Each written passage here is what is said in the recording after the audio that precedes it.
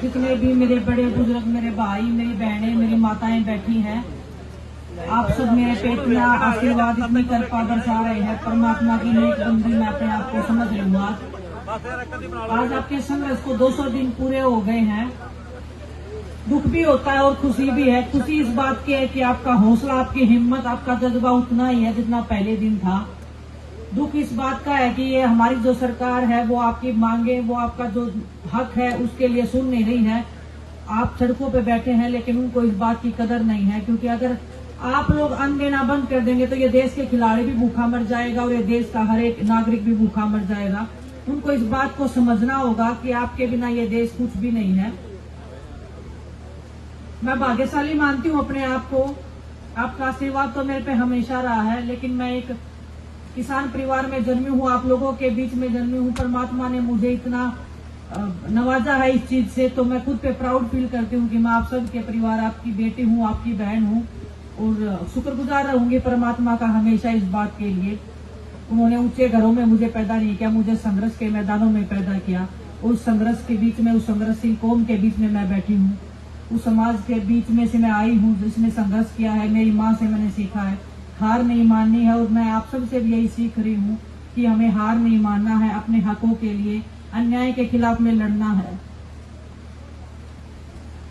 आपको 200 दिन पूरे हो गए हैं, मुझे लगता है और भी 200 दिन लग सकते हैं आपको। जिस तरह से माहौल चल रहा है, जिस तरह से हमारी सरकार जो है वो सुन नहीं रही है, सुन के भी अनसुना कर रही है। दिखाई तो सब देता है लेकिन वो बोलते नहीं है।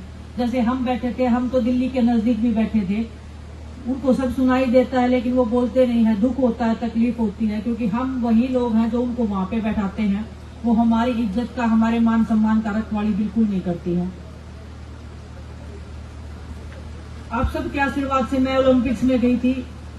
बहुत खिलाड़ी मेहनत करते हैं, बहुत खिलाड़ी सब कुछ अपना जी जान लगा देते हैं जिंदगी भर, लेकिन मैं जब सड़कों पे बैठी थी बहुत सारे लोग बोल रहे थे कि ये अब नहीं जीतेगी, लेकिन मुझे उस दिन विश्वास था कि मेरा जो समाज है, मेरा जो किसान जो परिवार है, वो मुझे इतना आशीर्वाद बख्शेगा कि मैं किसी से भी नहीं हारूंगी। और मुझे पता था कि मैं उस मैदान में जाऊंगी और फतेह करके आऊंगी। आपसे माफी चाहूंगी कि मैं वो मेडल तो नहीं जीत पाई, लेकिन वो संघर्ष मुझे आज भी जिंदा रख रहा है। वो संघर्ष मुझे आज भी लड़ने की हिम्मत दे रहा है। आपसे ही मैंने वो सब सीखा है और परमात्मा से यही आशीर्वाद मैं मांगती हूँ कि ये संघर्ष जो मन में है, मेरे खून में है, वो कभी कम ना हो। मैं लड़ाई हमेशा जारी रखूंगी, आप सबके साथ में हूँ। आज मैं प्रेजेंट आपके साथ में हुई हूँ, लेकिन दिल से हमेशा आपके लिए भी दुआ रहती है, मेरे पूरे परिवार के लिए दुआ रहती है कि कभी भी कोई ऐसी घटना ना हो जाए, क्योंकि दुख होता है। जब आप सब पे गोलियां चली थी तो हम देख रहे थे, चाह के भी कुछ नहीं कर पा रहे थे। बस मैं अपने भाई शुभकर्ण को एक बात बोलना चाहती हूँ कि आपकी बहन आपके साथ में खड़ी है, आपके परिवार के साथ में खड़ी है। आप ये मत मानना कि आपकी कुर्बानी बेकार जाएगी, आपके साथ में हम सब खड़े हैं। और जिस चीज के लिए आपने कुर्बानी दी है, वो हक लिए बिना मेरी जो किसान परिवार है वो यहाँ से नहीं जाएगा, इतना भी मुझे विश्वास है। और बस आपसे ये की गुजारिश है कि अपना आशीर्वाद, अपनी दुआएं, अपना प्यार मुझे बनाए रखना, और आपके सर को, आपके स्वाभिमान को, आपके सम्मान को कभी मैं झुकने नहीं दूंगी। ये मैं आपसे सबसे वादा करती हूँ आज। और